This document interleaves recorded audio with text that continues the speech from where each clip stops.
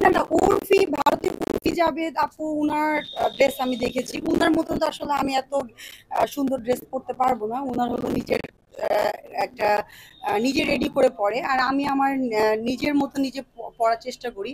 আর বাংলাদেশে শুধু আমি এইরকম ড্রেস পরি না, আর অনেকে পরে। আপনি বাইফাতে গিয়ে দেখছেন, কিছুদিন আগে আইকনিক প্রোগ্রাম হলো, সেখানে গিয়েও দেখেছেন। সো সবাই সবার মতন ড্রেস পরে। একুরেট কত দাম আমি বলতে চাই না, কারণ ড্রেস হলো আসলে নিজের শখের একটা জায়গা। সো এখানে আহ, আমি ড্রেস পরেছি আপনাদের বিষয়। আপনি যে ড্রেসগুলা পরেন এই ড্রেসগুলা কি আপনি নিজে কিছু, বেশিরভাগ বাংলাদেশে তো আসলে সব রকম ড্রেস পাওয়া যায়।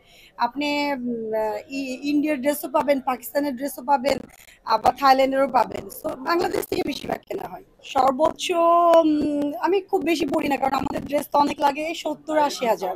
না আসলে ড্রিম বয় মানুষের অনেকের থাকে। শাকিব খানও আমার আসলে ড্রিম বয়।